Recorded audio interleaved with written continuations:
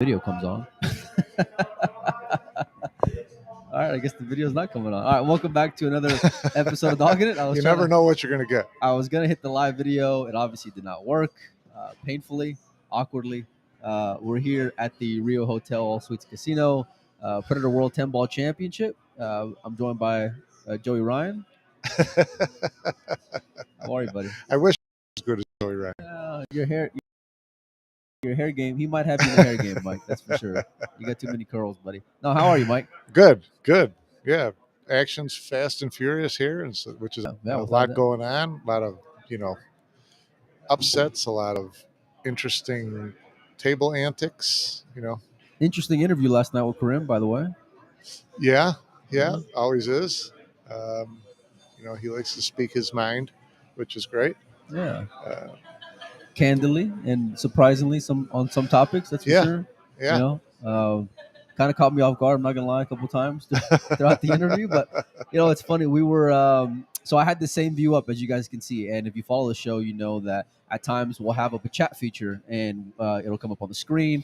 But any comments you guys put in there right now, even though you can't see it on there, we're able to see it on the back end. So we appreciate all the comments. And it's funny because I had the brackets up on half of my screen yesterday as we're doing the Karim interview because I'm still following along on the matches.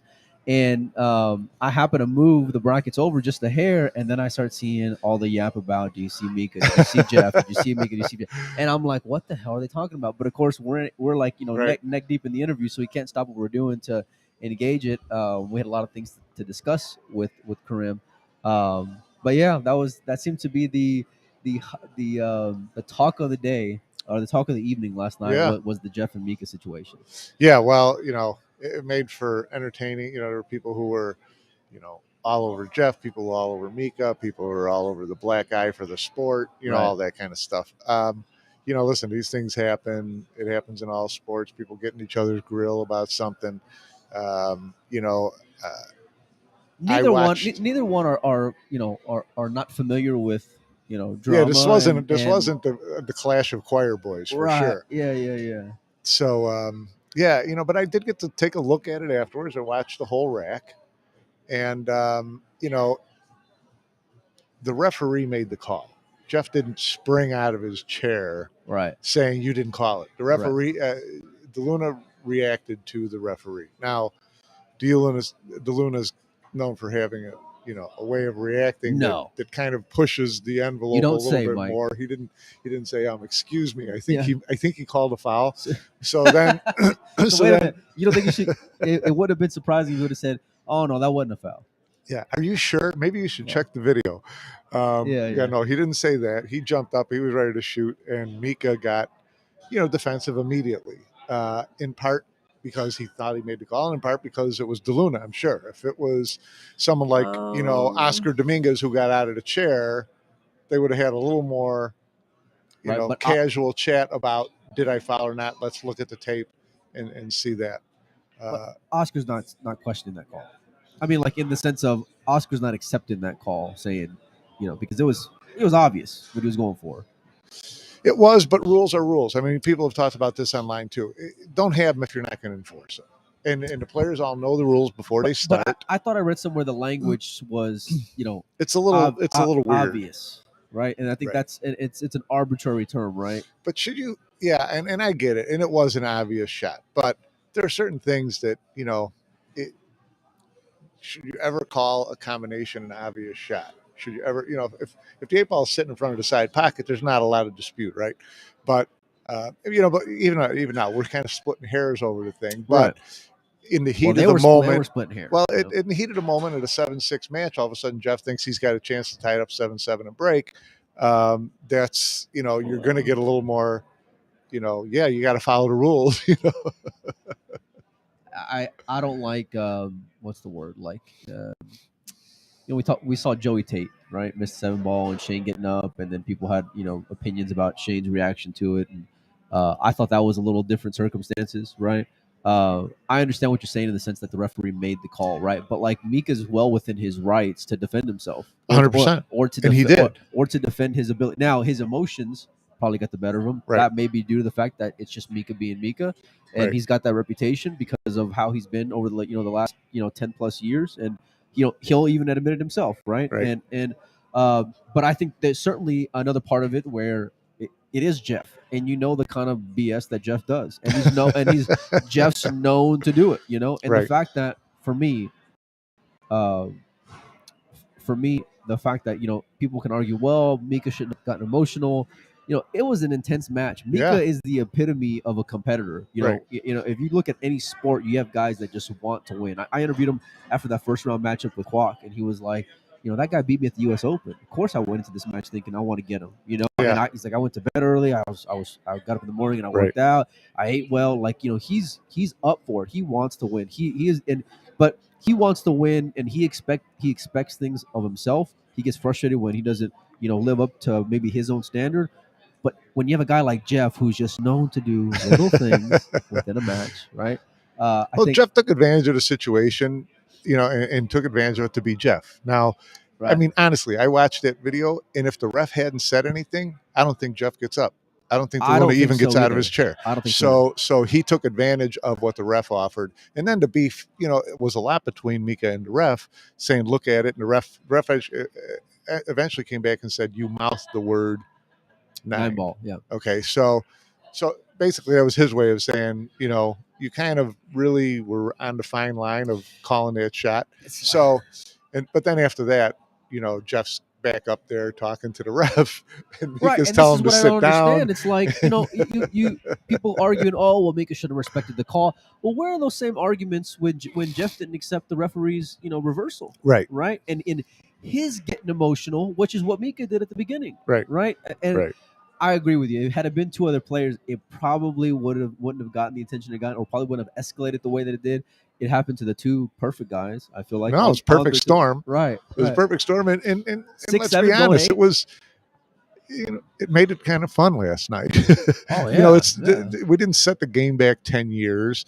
It's not a huge black eye for the sport, but let's not overreact to it. Online, it was this fun. is why Pole was never going to get the sponsors that it deserves. Every time that anything in the least amount of negativity happens, it's always, this is why the sport will this is why grow. Well, here we go. Here goes because there's one. no fights in the NBA and they get all the sponsors, because there's or no the fights NFL, in football or tennis where they're breaking the rackets, or golf where they're smashing their clubs. So I mean, fans like emotion, sponsors like emotion. There's nothing wrong with that. We saw a little video last night, right after we did the interview with Karim, right? And in this, it was a great like 3-minute clip of the Pro Beard Series, and along with the wins and the excitement was also the emotion of it, right? The misses, people shaking their head, scratching their head, dropping their chin, whatever it is, palms, things that you see in every part of sports, Mike, and whether it humanizes it's the fans or the athletes, right? I think that reputations kind of got are the reason why people have more of an opinion about them. I looked at last night as entertainment. That's all. Well, listen, I love it, man. I love it. I love people having a reaction to it. I at the end of the day, for me, if I just look at the call and the shot and how it went down, I thought it was pretty obvious, Mike. It was obvious. And it was, but the referee made a call based on what they told him in referee school he needs to do during these matches. Okay, so I'm not blaming him. That's either. The same referee that when I was doing that Federer interview, that he was right there. I don't know if you saw that clip or not, but it was amazing. And what's funny? People didn't see this part of it, but right before I interviewed Federer, I was talking with the guy because I'm waiting right there for them to finish up their match, and the guy's really funny, really witty. But the other side of it is he also cared a lot. He was like, Mike, I'm paying attention to, where the 10 ball's going on every break. I'm looking at every table after I'm done racking the balls, seeing if I need to adjust. He's like, I want to get a good rack. And I was like, okay, well, I said, we ought to bring you on and talk about that. That was my reaction. And then it was funny because then 2 minutes later, Federer just completely throws him under the bus. Well, the referees here are not getting the most love, of everybody in Vegas this week. So, but when do they ever, right? When do they ever? They don't, but it tends to compound itself when when there's things like the racks that have been, that people are videotaping and throwing online, and there's 9,000 comments about slug racks and referees, and use a template and do this, and may have people break, rack the balls for each other, and they should break for each other too, whatever the case is. I heard of a lot more unsportsmanlike conduct this week than the Mika and Jeff situation. I'll put it like that, and I'm not going to get into a whole lot of detail. I'm assuming come on, name names. No, I mean, come on. Listen, we can talk about that when I get some more confirmation from a few more players. But I did talk to some fans who were in attendance for a few other issues, and there were other issues in other matches with other players. I feel like I love this for the game. Like you, it's entertainment, and I think both of them want to win. Both of them go about it a little differently. At the end of the day, we're here competing for a world championship, Mike. So, it only comes across. And emotions should run high when you're competing for a world championship. They shouldn't, I lost, I'm going to go home. At 6-7. At 6-7, but like how you started it, I will give you credit where, Jeff only got up when the guy said something. Correct. I don't think he gets up, otherwise. Correct.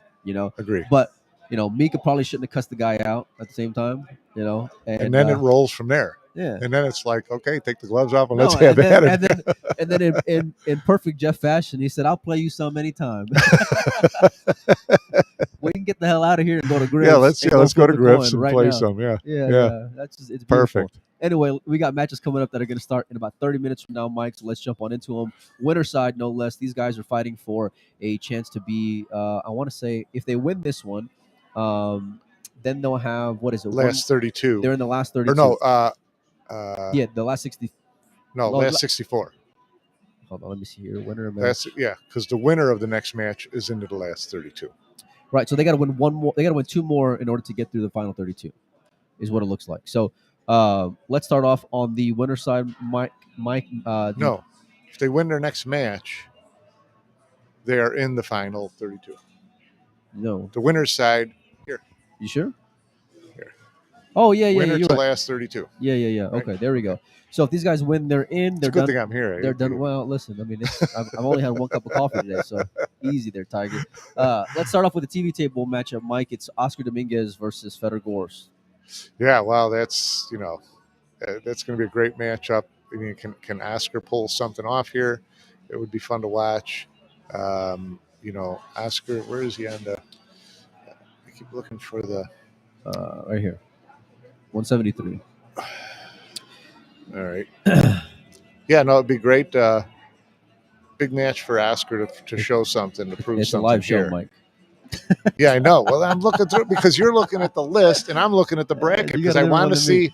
I can't remember how Oscar got to this match. You guys can check it out on ProBeardSeries.com. Oscar had a match against John Moore to open up the Predator World 10 Ball Championship. Which he kind of exercised his little demon from the last couple of head-to-heads. 8-2, I think, is what the end of the scoreline was. And then the guy would be Joey Tate, this gentleman out of, Singapore, I think is where he was from.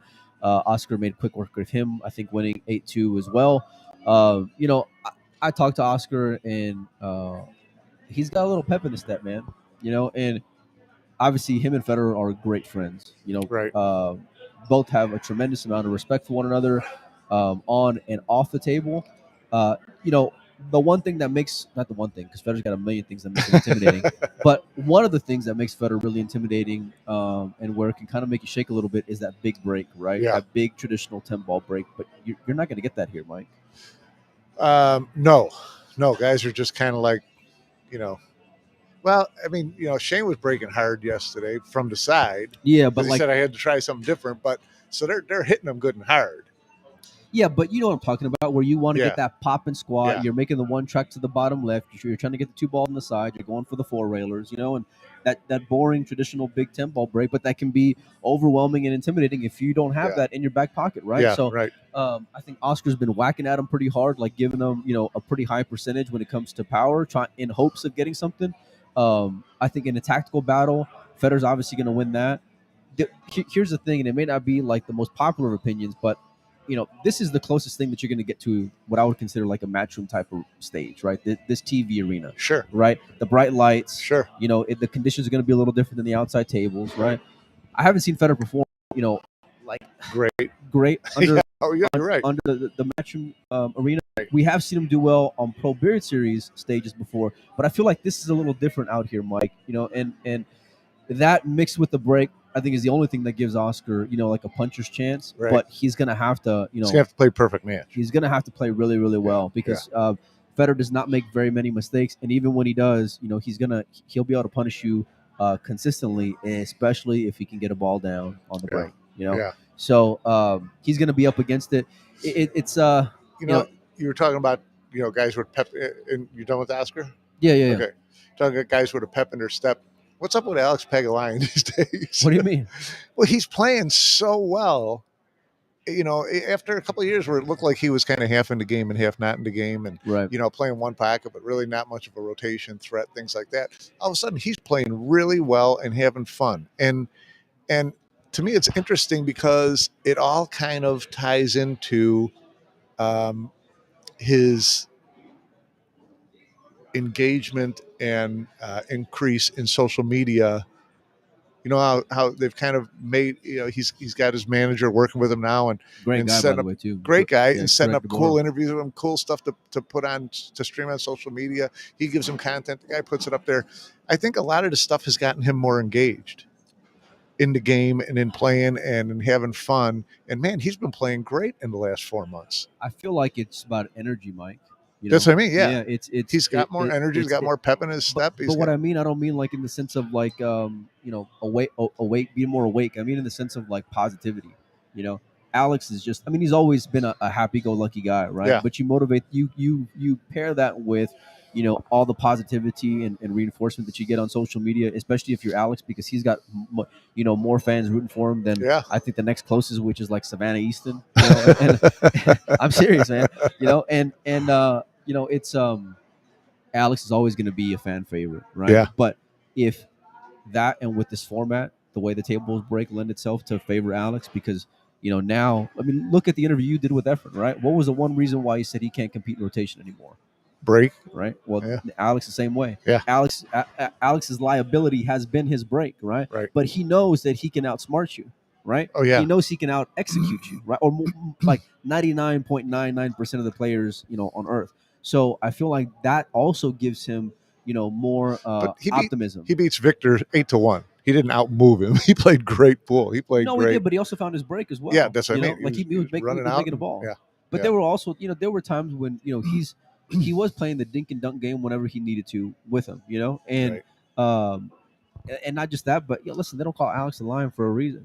He got up on him and he stayed up on him. He did. And at the same time, he also gave Victor a lot of respect, and as well he should. Yeah. Because he knows how dangerous and how high that kid is rising these days, right, Mike? So, I think there's some pools in a greater space when you have these legends do well, right? We just saw like the pool's more fun with Alex playing and Alex doing well. Efren, Mika, for that matter. When you have these greats of the game that have resurgence, it moves the needle, right? We saw Earl on the Mosconi Cup, and look how many people were there rooting for him, right? Niels was this far from the Final Four and the World Championship, and but I don't think Niels moves the needle like Alex or Earl. No, he doesn't. Efren, but it's good to see. Well, the older players still being able to keep up with it. But Alex took down your boy Gerson. That's my boy. Yeah, he is. No, Gerson is. Ever since Derby, you're like a big Gerson fan. I've been a Gerson fan for a few years when I got robbed betting against them. So, plus he just got a good attitude. And you're right. And Gerson's got a really underrated 10-ball game as well. Really big break. Gerson stands up to big names. So I was real surprised to see Alex. But not surprised, because on paper Alex was the favorite. But I expect a little bit more out of Gerson from a scoreline standpoint. Alex is going to be dangerous. People are going to be aware of him. He's playing Petri, who's a very strong European player. But Petri took down Big Co, which cleared a little bit of space for Alex. Oh, that would have been a much better match. That would have been a TV table matchup, I feel like, Mike. No, Alex and Co. Oh yeah, 100%. Yeah, that would have been premier stuff. And Co is up on Petri, so I don't know what that scoreline was. I'm trying to find 8-7. it here. 8-7. Oh, so Hill. Yeah, because when I left, Oscar was playing and Co was like cruising along, so I'm real surprised to see that's how it ended up coming out. But anyway, we'll keep on cruising along, Mike. We got Francisco Sanchez Ruiz against Lee Van Corteza. Can FSR continue a run to get the Triple Crown, Mike? That's gonna be a fun match right there. That's good stuff. At least at this point, he's still playing with an extra bullet. They haven't gotten a single elimination yet. You mean Fran? Yeah. Okay. So, there's a little less pressure on him there. But, all eyes are going to be on him through the rest of this tournament, because if he can get to, 3 world championships in the same year, 12-month period, how stupid would that be? Hang up the cue. Yeah, that's a mic drop moment right there. You're done, that's son. That's go find something else to do in life, because you've already, you've done all you can do, right? Right. People search for that their entire career. Like one in a career, let alone 3 in the same. In tennis, a 1-season Grand Slam. When you do that, just take the cat gut out of the racket and go home. I mean, he doesn't seem to be slowing down. His attitude is as great as ever. Yeah. I talked to Francisco a little bit, and I know you did whenever you interviewed him for Billiards Digest Live, and his demeanor is the same as it was when I met him 5 years ago, whatever it was at Mandalay. Happy-go-lucky, easy, carefree. Doesn't seem to be wavering on pressure or anything like that. It's different now, because now everybody wants this, autographs and stand around and watch him. And I tell you what, I'm sure he knows Lee Van quite well. And has a lot of respect for him. Lee Van's not the guy you take for granted. No, not at all. Lee Van's a thoroughbred killer, and this maybe because of his year, Francisco might be a little bit of a favorite. But if you'd be spotting me some games, Mike, I'm gladly taking Lee Van. I'm gladly taking the spot and Lee Van, because he can put you in the chair. Mark Biesterbosch against SVB, Mike. Well, I mean, rolling the dice at this point. If you watched SVB the first 2 matches, you're thinking, well, you know what, I mean, anybody can beat SVB. How do you dog that ball, Mike? How do you dog that ball at that moment? Who's that? You talking about SVB or Martindale? Well, I'm talking about the Canadian, eh? That's what I'm talking about. How do you dog that ball in that moment? He was up 7-4. And was running out, and to me at that point there wasn't a lot of pressure on him, because he just But you got a cushion. Right. And he rattled one there, and in the final rack he got down to the 9, and he jumped up on that like someone had just shot him, and that was really surprising. And then he went, I think the lucky recipient of that was Billy Thorpe, who then picked up Martin in the loser's side. And at that point, it's like the guy might be on the bridge right about now. Right. After that one, the guy coming to the table with a couple of that razor blades in his pocket. You just go ahead and take advantage of it, right? That's the end of the day, right there. Yeah, I mean, listen, that crowd in that room was packed. And that's you talk about the crowd and making more of a mantra. Now this is the secondary TV arena, right? But it was packed. And deep full of people. And Martindale, it's not like it's his first rodeo. He's played in tournaments, all these big tournaments over the years. But you could see a guy like the Toronto U.S. Open, things like that. I mean, played and not gone deep in them, but he knows how to play these matches. He's not a terrible player, but that was an instance where you saw a TV camera and a crowd completely take a guy out. He was so afraid to win that match that, and it was all because of the crowd and the camera. He shit the bed. I mean, there's no other way to put it. And he's playing SVB. He could. I mean, that's a notch on your bedpost, right? That's huge. Right, but now it just swung the other way. The guy's gonna have nightmares for the rest of his life. You Google the guy's name. This is what you're gonna be able to see. Is him on there? And that moment, for better or worse, I mean, listen, he put himself in a great opportunity, right, to pull the upset. Yeah. Shane has not been looking all that great because of his break. I feel like confidence really goes hand in hand with his ability to have a break. And Shane, of all people, right, because this is like his bread and butter is breaking 10 ball. I mean, he can say he's Mr. 9 ball all he wants, but fact of the matter is, right, Shane held his hat on being the best 10 ball player on earth for so long, right? Yeah.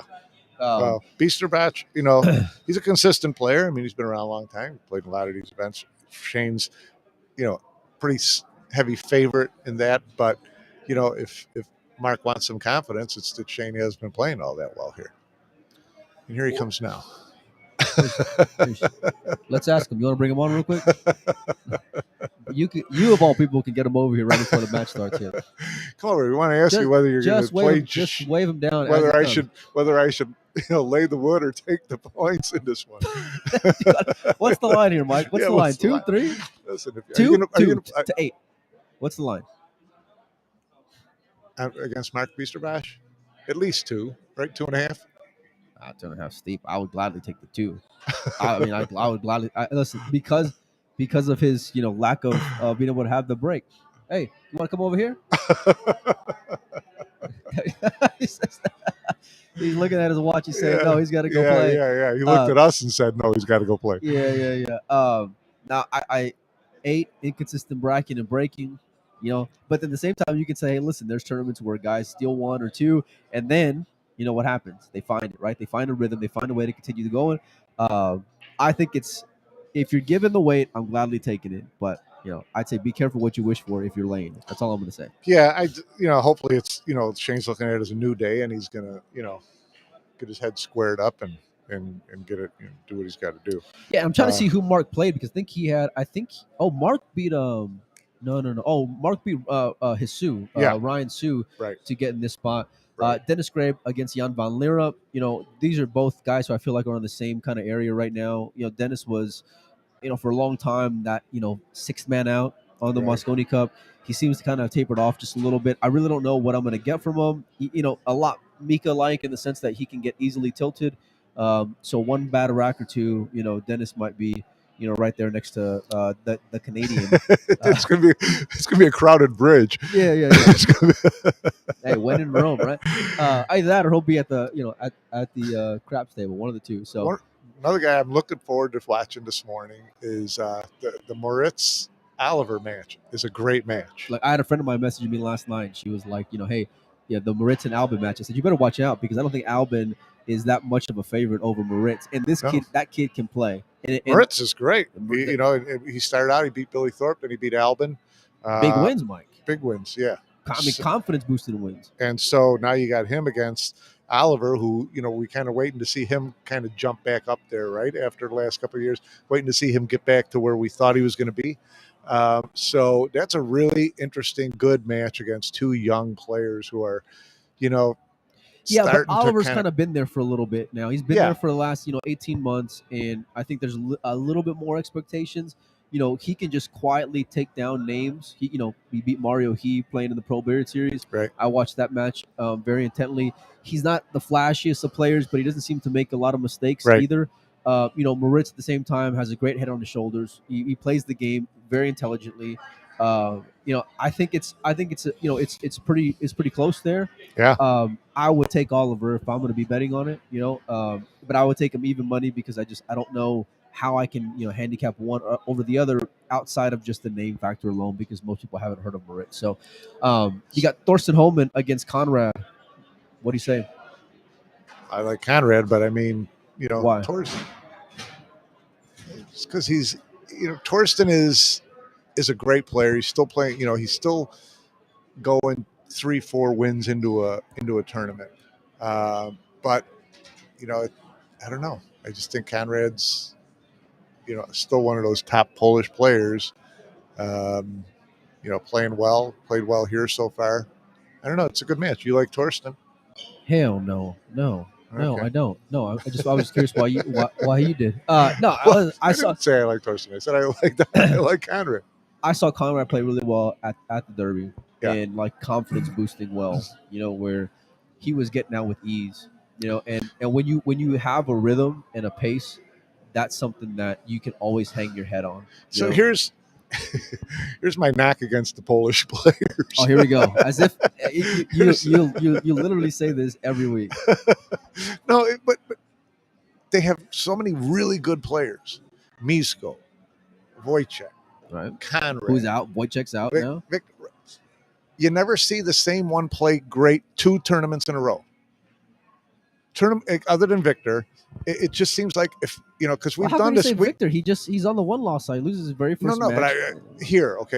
But in the past year, he's gone pretty deep in a lot of tournaments, right, in a row. But you watch Conrad go deep in one tournament, and we've done it on the show a million times. Next tournament, it's like, the flavor of the day is Conrad. Dude, he goes listen, out in like 2 something. rounds, and all of a sudden Misko goes, 10 rounds deep. And then you bet on Misko. Who was like the flavor of the month, loses to the guy who I'd never even heard of. I mean, he's the Polish player who I had no idea who he was. Right. And loses like 8-3 to the guy. And then lost to, is it Shane Wolford? Who? No, Shane. Who beat? I'll say Filler beat on Wolford like he's right. Something. Like that was in the winner's side, but someone took Maciel out on the loser's side. Yeah. It was the unknown Polish player. I didn't know who the hell the guy was. And I watched a little bit of that matchup, and it was just it wasn't close. But it just goes back to your point though, right? Of the consistency that you're going to see. They're so deep though, Mike.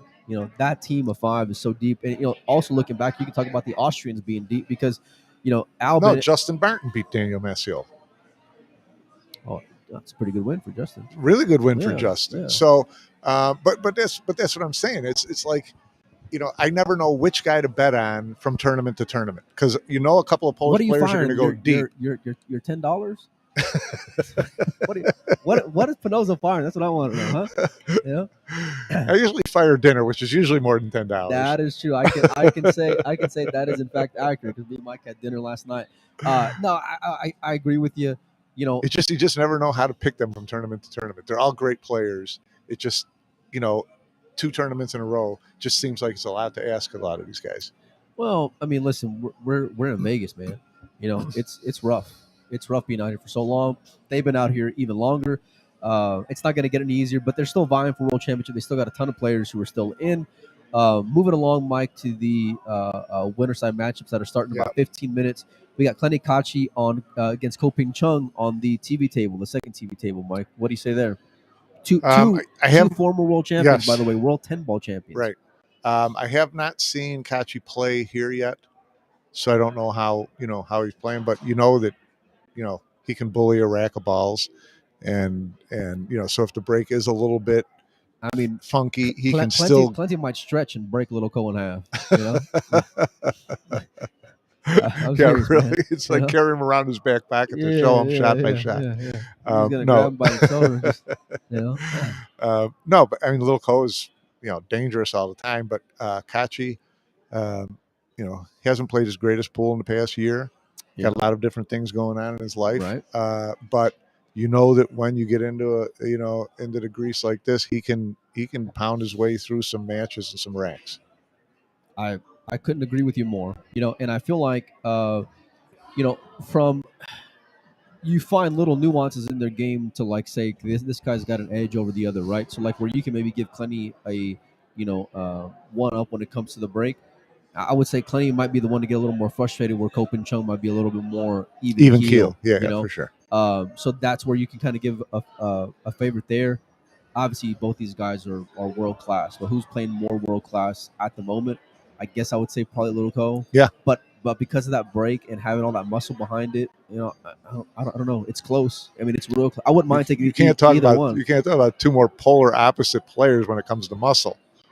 No, Little Ko can fit. The guy is built like Clenny's thigh. Yeah, Little Ko could fit into one of his sleeves. Yeah. But that'll be a good match. And then you got Chang against Mario He, your buddy Mario. Good matchup. I'm taking Panda.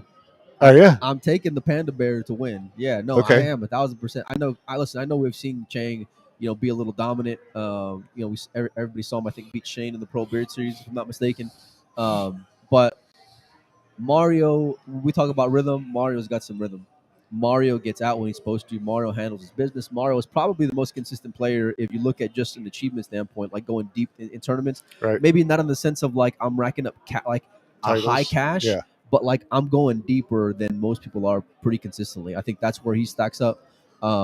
It is a clash of the Titans, and maybe people aren't going to say Mario's in that same class, but I think he's getting there. I tell you, it takes one win from Mario, and all of a sudden the game changes in how you look at him from tournament. Could he be the next FSR? I don't know. Do you think he's got that game? Did you think Francisco had that game before he became Francisco?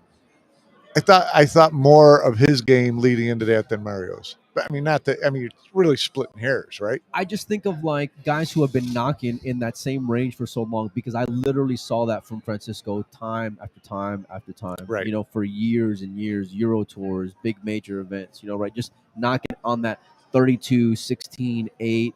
Okay, I'm out at 8. Maybe I'm getting to 4. But one thing you never saw from Francisco that you saw from Mario was the tough fade at the end. What do you mean? You know, matches that he was supposed to win that he found a way to lose. You didn't see Francisco when he finished high and he would lose. You didn't see him beat himself very often. Mario, we've seen Mario, suffer through some losses that we really feel bad for, right? I mean, Mario's got a little bit of Kazakis in him. You know, the old Kazakis in him. Right. So, Mario's got to get through that. And that's why that was one of the things that always kind of separated him from Francisco to me was Francisco. I never saw a match where I thought, man, Francisco really dogged that one. Really kind of threw that game away. And we've seen that from Mario in big spots. Yeah. It's fair. You can't argue against things that we've witnessed even in the last 12 months. I mean, as deep as he can run, he can also trip over his own feet. Yeah. And it's the moments because it's not for lack of talent. Right. So the moment can get to him. So can he have the same breakthrough Francisco had? Because Francisco's shown that the moment won't get the better of him. So that's kind of just the difference between those two right now to me. Yeah, but we've also seen. Listen, when guys can get that signature win, it can open up for them. And this is the epitome. Like, Mr. Non-Major. This is a major. Would you say? Yeah, I'll put this on my list. I'm surprised. Wow, thank you for gracing us with your list. Hey, it shouldn't be easy. Yeah, no, I get it. Listen, call me crazy. I mean, listen, would I be surprised if Chang won? No, you can look at any metric and say the guys had more success, right? I mean, higher Fargo rating, whatever, whatever gauge you want to use. I just think that Mario, call me crazy, Mario can pull one off here. I'd love to see. I mean, listen, there's a lot of people rooting for Mario. It's not like we want to see him do another, fade. He's a great guy and a great player, and you can't help but rooting for him. So that should be an entertaining match. We got 10 minutes till kickoff. The match is going to be on World Beer TV. Kazum will have the outside tables. I think there's going to be 3 rounds today, a 11 o'clock, 3 p.m., and then a 7 p.m. round. So make sure and follow all those. ProBeardSeries.com for the brackets, and we're going to keep on cruising along here. How do you like Vitali against Mika? Every time I bet against Vitali, and I think that he's going to come up short. It's so amazing how he gets good wins. Yeah, he's a good player. I mean, it was just yesterday where I just root for all the time. It was yesterday. I was saying, I want to see more of the guy. The guy beat Max pretty convincingly. I saw him warming up. His break looked pretty sound. He was getting out when he was supposed to. Practice is one thing. Everyone looks solid when they're practicing hitting the balls in the corner, right? But to go and beat Max, where I thought Max was kind of rolling on all cylinders, much the same like Mario. Right. Big win. I think, will Mika still be on that social media buzz from last night? I think so. And I think, Vitali might be able to kind of put him even more on there with just getting him. And I don't see Vitali getting up and questioning no, his shot. but I mean in the sense of like, I'm going to keep you in your chair. Yeah. Yeah. And I mean, listen, I was talking to a buddy of mine when I was watching one of Mika's matches. And if you walk up to a Mika Immonen match, you never know if he's up or down because he looks the same. He's always doing this. And it's the funniest thing. So he was up 6-1. He was up 6-1, and I look and I'm like, I had to call my buddy Matt, and I says, he's up 6-1, right? He says, yeah. I said, man, he's the only one who looks like he's losing. Yeah, like he's about to lose his shit here. Up 6-1. Yeah. So, now, I mean, I don't know. Flip the coin, I guess. I like Vitali, I guess. Should be entertaining. No, to say the least. Yeah. Let's see here. Keep on cruising along here. What about loser side? Well, let me see if there's any more name matchups on the winner side. Josh Filler against Yukio. Oscar and Federer, we already talked about that. Yeah. One loss side, we got Mickey Krause and Roberto. One guy's going to go out. Give me Roberto, Mike, and get him pretty convincingly. Daniel Gutenberger, this is the gentleman who actually beat Albin, gave him his first loss, facing Aloysius Yap. Yap, I mean, he loses to Ryan Sue the first round, and then now he's still plugging away. He obviously knows how to play on these tables. He needs to find his consistency again. he's had a couple of. Well, we put him in like that 1A kind of tier, right? For the last 12 months, right? I think and he hadn't really been wowing this week, right? So he got to sharpen up just a little bit, But at the end of the day, he's still in, and he's going to be a favorite in this matchup as well. So Jeffrey DeLuna against Max Lechner. Oh boy, oh boy, oh boy. You know what? Jeffrey DeLuna is a talented player. Yeah, if you want to draw the ball 3 rails, and that's shape. Could he be mad enough from last night where he comes in and does a steamroll job on Max? No. No. I thought I might be able to sell that one. No. I mean, listen, I mean this with all due respect. Like Jeff, as much as Jeff can be exciting for the game, and he's got a very exciting style of play. Right. It's that power and excitement is often what gets him in trouble. I feel like, sure. Because it can get him out of line, it can get him in spots he's not supposed to be in, and obviously the guy can be a little emotional, Mike. Yeah. I think that it's gonna be interesting. Give me Max easily, and I mean not easily. Jeff's gonna make it competitive, but I would gladly take Max any day. Sky Woodward against Alex Kazakis. Sky dodged one against Delgado yesterday. Got away with a big one because he was supposed to lose to Delgado, but he's facing the Greek Alex Kazakis, Mike. Yeah, that'd be a good matchup. Kazakis is. I mean, they've both been on this stage before. They both been deep enough in tournaments before. It's just whoever plays better is. No one's gonna steamroll the other one. No one's gonna. So that'll be a good matchup. I like 8-6 scoreline. I don't know who's going to win, but that'll be about right. I like 8-6. Jesus Atencio against Copigny. What do you anything? Well, I mean, I'll take Copigny if you want Jesus. I mean, we're still waiting for Jesus to make a statement.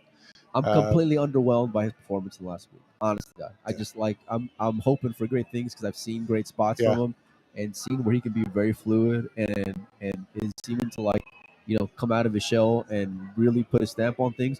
Like I think he's one of these guys who got the potential to be like in that World Pool Masters kind of class. He does. And then it's like he's here, and I'm like, okay, you got a good chance, and you just come up short, and I don't understand. Well, that's the hardest thing with these young guys with really great talent is the focus and the consistency that keeps you in these big tournaments. Right. And so it's always up and down and always up and down. And that's a common thing with a lot of young players who have just raw talent.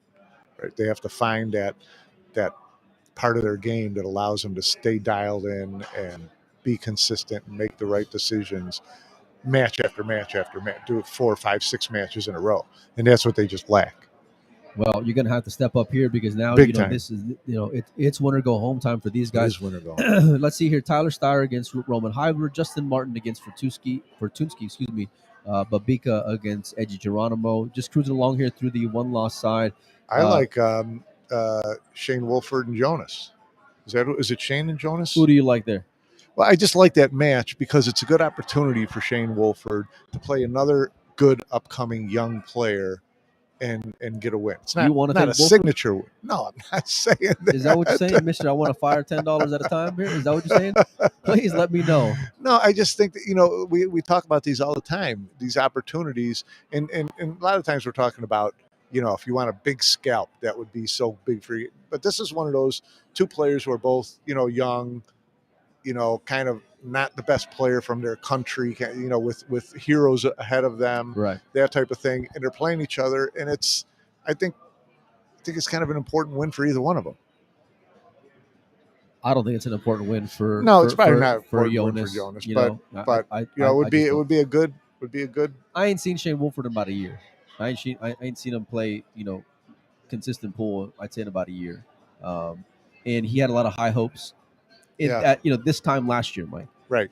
So and it's got to start with getting name wins. The guy was on a TV table and just got steamrolled by Filler. And you can talk about guys who on the American side, because Americans are rated a little differently, right? Because we know that we're not deep like the Europeans are, right? So like we find if our number 5 guy beats their number 20, that's a quality win. Well, it's like when Tyler takes when Tyler's up on Josh in the World Games, or Oscar had him up a couple years ago in the international. Right. It's like you take little moments like that to be optimistic about in the hopes of, okay, if they're in the Moscone, yeah, exactly, right. And I haven't seen that from Wolford, where I'm like, okay, this is the win where it may get him back going again, right? Or even like moral victories here, Mike. So I don't know. Give me an upset. We got to go because we got 2 minutes before kickoff. Give me an upset on the winner's side, Mike, and then upset on the winner's side. Yep. All right, let's see what do we got here. I probably should have briefed you a little bit before. Well, no, I mean, there's like 16 matches, and now you're asking me for an upset. Match is going to be... I'll take Torsten over Conrad. I know I said I like Conrad before, but you're asking for an upset, so I'll go ahead and take Torsten. Legitimately, you said I'll take... I did. And now I'm changing my mind because you want an upset. I'm allowed to do that, right? I'm lost here. You completely put me on tilt with that pick. I'm gonna go with... I went all DeLuna on you. You did, right? No, yeah, we're gonna keep the camera on here and go off. I'm gonna take Mark Biesterbosch over Shane Van Bonen. Really? As the upset, yeah. I mean, look, I think that... Wow, wait till I tell Shane. We're going to end the show on that note, you guys, and I'm going to do the last 90 seconds. So anyway, I appreciate everybody for tuning in. Shout out to our sponsors. They're all around us. We would not be here without them. Mike, I appreciate you coming on. I don't know how much longer I'm going to be out here in Vegas, so I'm going to be bouncing around today, at least for a little bit, and we'll see what happens. So appreciate everyone, and we'll see you soon.